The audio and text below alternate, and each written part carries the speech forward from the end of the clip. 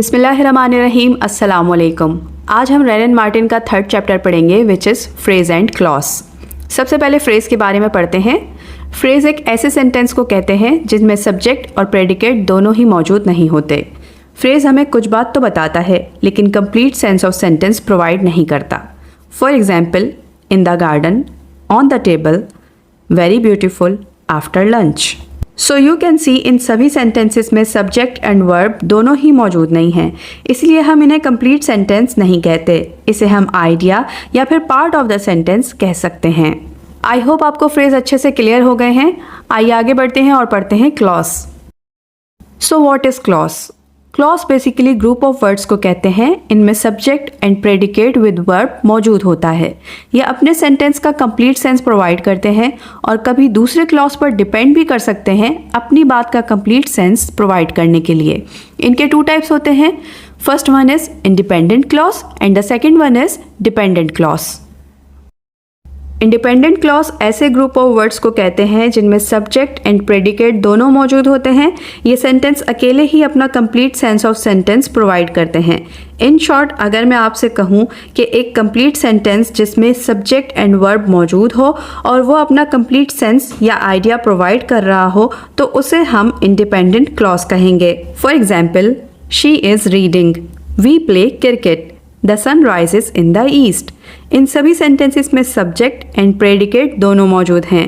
Means एक मुकम्मल जुमले को हम इंडिपेंडेंट क्लॉज कहते हैं जिसमें सब्जेक्ट और वर्ब दोनों मौजूद हों और वो complete sense of sentence provide करता हो। अब हम बात करते हैं डिपेंडेंट क्लॉज की। डिपेंडेंट क्लॉज भी ग्रुप ऑफ वर्ड्स होते हैं जिनमें सब्जेक्ट एंड प्रेडिकेट दोनों मौजूद होते हैं, लेकिन डिपेंडेंट क्लॉज कभी भी अकेले अपनी बात को कंप्लीट नहीं करता। इसे अपनी बात को कंप्लीट करने के लिए दूसरे क्लॉज की ज़रूरत होती है। ये हमेशा एक इंडिपेंडेंट क्लॉज पर डिपेंड करता है, तभी इसका सेंस ऑफ सेंटेंस क्लियर होता है। For example, when it rains, because he was late, if you work hard, while the baby is sleeping, since we watched a movie yesterday. So you can see इन सभी sentences में आधी अधूरी बात की गई है जिसे समझने के लिए हमें एक इंडिपेंडेंट क्लॉज की ज़रूरत है जो अपना complete sense of sentence provide कर सके। डिपेंडेंट क्लॉज अक्सर because, if, when, while, since या ऑल्दो जैसे वर्ड्स के साथ स्टार्ट होते हैं।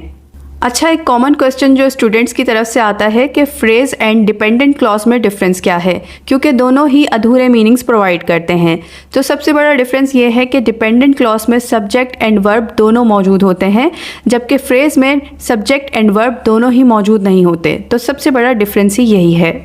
आइए डिपेंडेंट एंड इंडिपेंडेंट क्लॉज के कुछ और एग्जाम्पल्स देखते हैं। इन सेंटेंसेस में दोनों ही सेंटेंसेस मौजूद हैं।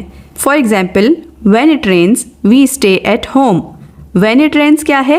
एक डिपेंडेंट क्लॉज है जो अपनी बात को कंप्लीट करने के लिए एक इंडिपेंडेंट क्लॉज पर डिपेंड कर रहा है। हमारा इंडिपेंडेंट क्लॉज है We stay at home।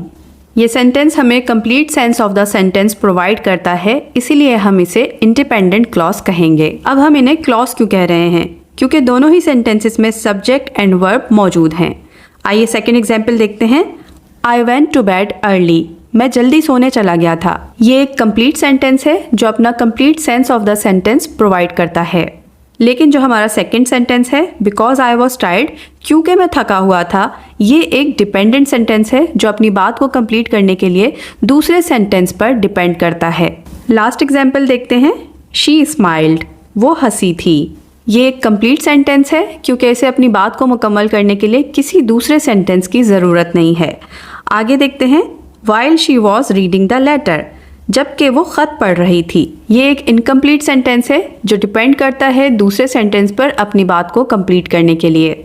I hope आपको डिपेंडेंट एंड इंडिपेंडेंट क्लॉज अच्छे से क्लियर हो गए हैं।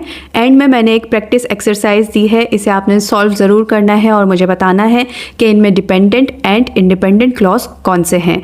कमेंट सेक्शन में आंसर ज़रूर लिखिएगा।